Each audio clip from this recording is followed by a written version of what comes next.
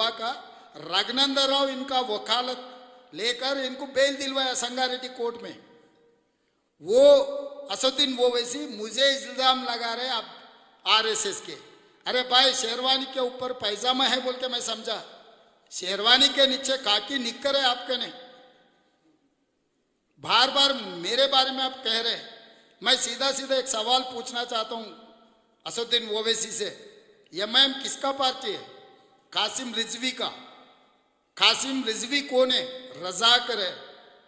किसका? निजाम नवाब का सेनापति। वो रजाकर, वो कासिम रिजवी का पार्टी है। आज के तारीख में आपको कासिम रिजवी बोल के बुला सकता हूं क्या? कासिम रिजवी का है एमआईएम पार्टी। दारुसलाम जो जागीर है, जायजात है, कासिम रिजवी का जायजात है, वो आपको तो पता है ना। वो पार्टी का अध्यक्ष है।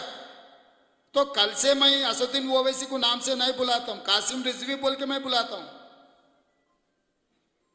तो मेरे बारे में अगर सचमुच आप जो बोल रहे वो बात सही हुआ तो सीधा सीधा जाके वही केंद्र सरकार में मैं मंत्री बनता था। 20 साल से कभी मैं वो पार्टी से काम किए क्या? ये बात छोड़ो भाई। आपके हैदराबाद अतराफ में 7 असेंबली है, 7 में से गोशा महल भी एक है।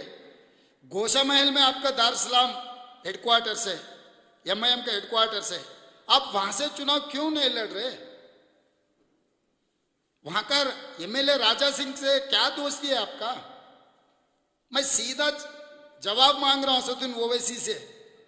जहां पर अजहरुद्दीन साहब जुबली हिल से चुनाव लड़ रहे, एक माइनॉरिटी को जिता के हिंदुस्तान का शान, हिंदुस्तान का निशान अजहरुद्दीन को हम एमएलए बनवा के आगे सरकार में उनको अच्छा पोजीशन देने के लिए, एक माइनॉरिटी नेता बनाने के लिए हम लोग कोशिश किए, तो उनके खिलाफ और एक माइनॉरिटी को चुनाव में लड़वा के आप उनको हराने के लिए कोशिश कर रहे।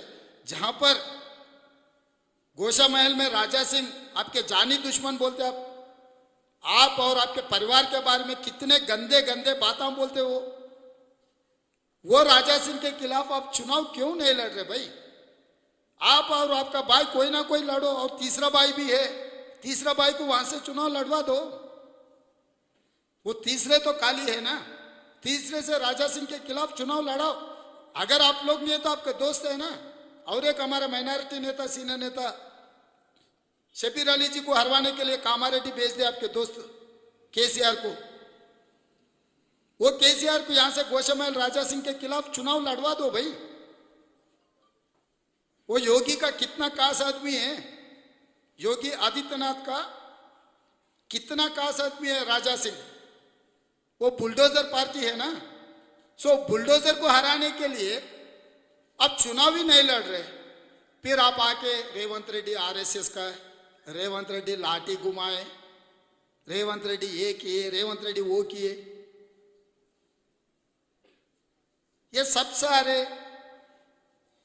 जो कॉन्स्पिरेसी है केसीआर को, आपके दोस्त को, चोर को बचाने के लिए, आप ऐसे झूठे बातें मत बोलो। असदुद्दीन ओवैसी आपके वकील कौन है, बस इतना जवाब दो। रघुनंदन राव आपको बेल दिलवाया नहीं दिलवाया? रघुनंदन राव बीजेपी का एमएलए है या नहीं है? गोशा महल के राजा सिंह के खिलाफ आप क्यों नहीं लड़ रहे? मेरा ये 2 सवालों को आप जवाब दो। बात की बात दूसरे बात करेंगे। और तीसरी बात ये भी, हाँ यहां पर मैं सवाल करना चाह रहा हूं।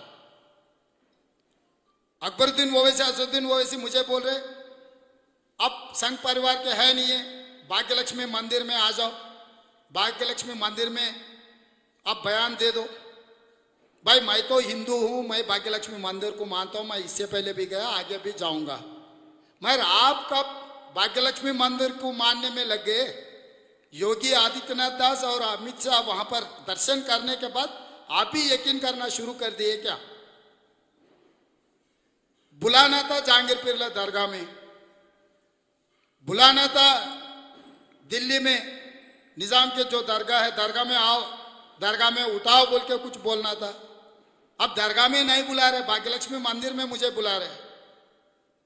मेरे कोई एतराज नहीं वहां पर आने के लिए। उसके साथ साथ और एक सवाल मैं पूछना चाहता हूं आपसे।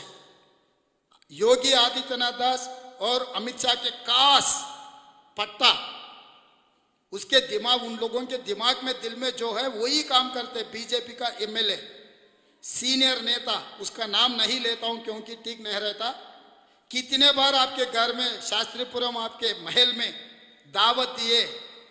कर्नाटका चुनाव में आपके ही गाड़ी में वो कर्नाटका चुनाव बीजेपी का काम किए उन्होंने। ये सच है नहीं है? मैं वही भाग्यलक्ष्मी मंदिर में गीता मैं उठा के मेरे सर पे लगा के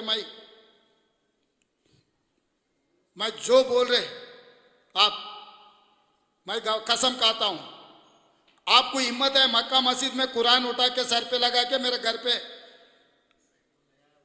अमित शाह और योगी का खास आदमी बीजेपी एमपी मेरे घर पे नहीं आया, मैं दावत नहीं दिया बोल के आप मक्का में कुरान उठा के आप बोलने का तैयार है क्या?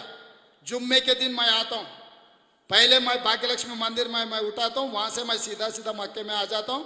मक्के में आप कुरान उठाओ, सर पे लगाओ, बयान दो कि मेरा घर पे कोई बीजेपी एमपी नहीं आया, मैं उनको दावत नहीं दिया, मेरा गाड़ी गुलबर्गा में नहीं छोड़ा बीजेपी चुनाव के लिए। हिम्मत है तो असदुद्दीन ओवैसी, मेरा सवाल स्वीकार करो। दोनों कसम खाएंगे एक ही बार। मैं पहले भाग्यलक्ष्मी मंदिर में पहले कसम खाता हूं, जो आरोप आपके ऊपर लगा रहा हूं, मैं भाग्यलक्ष्मी मंदिर में गीता उठा के मैं आरोप लगाता हूं। उसके बाद मैं मक्का में आ जाता हूं, मक्का में आप कुरान उठा के कसम खाओ, मेरे घर पे कोई बीजेपी एमपी नहीं आया, मैं किसी को दावत नहीं दिया, मेरा गाड़ी में उनको गुलबर्गा में कर्नाटका चुनाव में बार बार नहीं छोड़ा बोल के बयान देने के लिए तैयार है। तो ऐसे झूठे बात हम बोलने, उनका आदत हो गया, उनका मजबूरी क्या है मुझे पता नहीं है, उसके ऊपर किसका दबावट है मुझे पता नहीं है। तो इसीलिए मुसलमान माइनॉरिटी पूरा तेलंगाना शहर में, जैसा कर्नाटक में सोचकर जेडीएस एमआईएम बीआरएस बीजेपी को जिताने के लिए बीटिंग बन के काम किए, तेलंगाना में भी वही साजिश चल रहे। बीजेपी